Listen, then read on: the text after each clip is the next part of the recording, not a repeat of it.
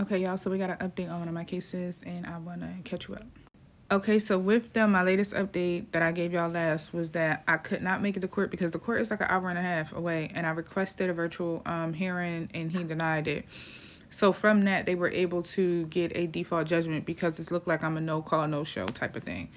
When in reality, I gave them the heads up. Now, I was going to appeal it, but then I was like, no, I'm not going to appeal it. I'm just going to take this to the federal court. Reason being is because what I was claiming in my original, like in my answer back to them, were actually federal claims. However, because this has already been stated, or it's already started in state court, it's the terminology for it, I can't remember, but basically the state court can still hear it even though they're technically federal claims that I'm claiming for me countersuing them. Which all in all just means they can take the case with their original complaint and then my countersuing complaints and then rule on it. So from there, I'm like, I'm not going to appeal it. I'm just going to take it to federal court. I did. However, when you file a fee waiver with the federal court, at least where I'm at, the clerk told me that because you have a certain amount of time that you have until you have to serve them. So I think it's 90 days. But I asked the guy, I'm like, well, what happens, like a summons has to be issued to me first before I can serve them because I have to serve them the summons as well.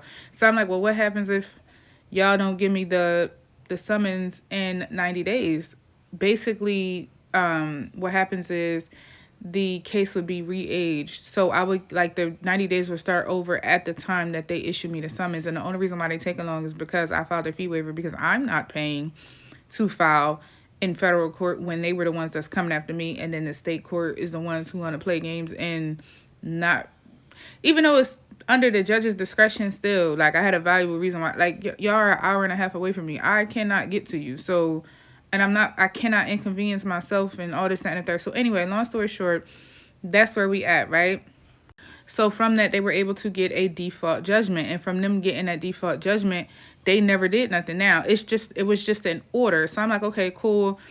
I filed a motion to vacate the order, everything. The judge is still not budging. He like, he not trying to give it to me by any means necessary, when in the whole time my claims are valid and survive, because when they tried to file a motion to dismiss my claims, he denied it. So that tells me what I'm actually saying has substance, but I can't get in to argue it because I just can't get there. So, like, y'all gonna have to follow me for the next one to give you the update because I started going on a tangent.